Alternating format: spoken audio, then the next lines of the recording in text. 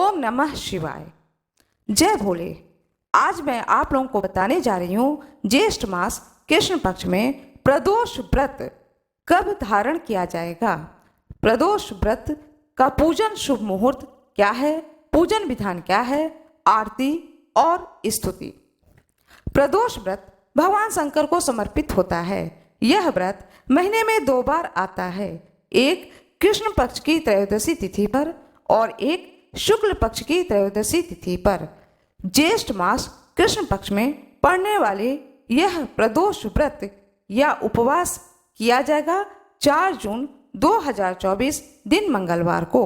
मंगलवार के दिन प्रदोष व्रत होने के कारण इस प्रदोष व्रत को भौम प्रदोष व्रत के नाम से जाना जाएगा।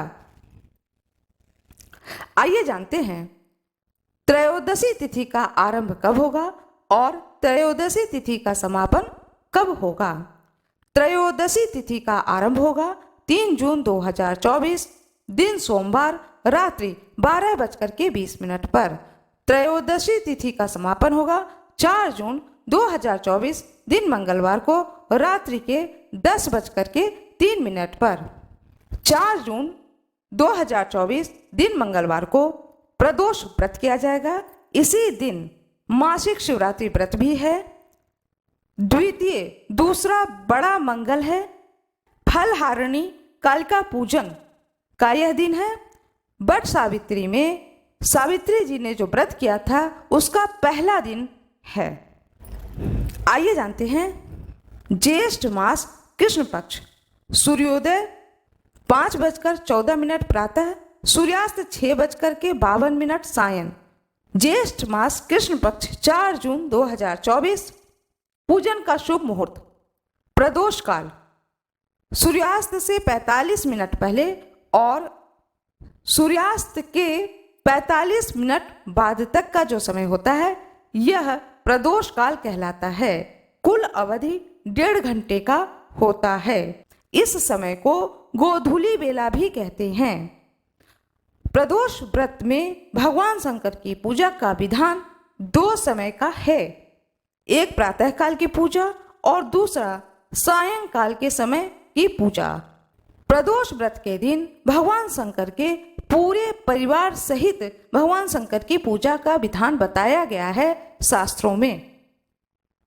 भगवान शंकर के परिवार में गणेश जी, कार्तिकेय जी, नंदी जी, माता पार्वती, स्वयं भगवान शंकर, इन सभी लोगों की पूजा का विधान है। ब्रह्म मुहूर्त में उठकर स्नान ध्यान करके सबसे पहले सूर्य भगवान को जल दें। इसके बाद आप अपने घर के शिवालय में नित्य जो आप पूजा करते हैं वह पूजन करें। आपके घर के पास शिवालय हो तो वहां जाकर के भगवान शंकर की उनके पूरे परिवार सहित विधि विधान से पूजन करें। उसके बाद फलहार लिया जाता है। बहुत लोग प्रदोष व्रत में फलहारी नमक का प्रयोग करते हैं और बहुत लोग मीठा का ही प्रयोग करते हैं। प्रदोष काल में पूजा का विधान यह है कि शाम के समय भी स्नान ध्यान करके भगवान शंकर के मंदिर जाना चाहिए और शाम की पूजा में भगवान शंकर को जो जो चीज़ें पसंद हैं वह सारे प्रकार के फूल, फल, मिठाई, ये सारी चीज़ें लेके शिवालय जाना चाहिए। शिवालय में जाकर के सर्वप्रथम भगवान गणेश की पूजा करें, जल चढ़ाएं, फूल चढ़ाएं, चंदन लगाएं। कार्तिकेय भगवान की इसी प्रकार से पूजा करें, माता गौरी की पूजा करें, नंदी जी की पूजा करें। इसके बाद में भगवान शंकर की पूजा करें। भगवान शंकर को जल से अभिषेक करें, दूध से, दही से, शक्कर से, शहद से, शुद्ध जल से स्नान कराएं। इसके बाद गंगा जल से स्नान कराएं।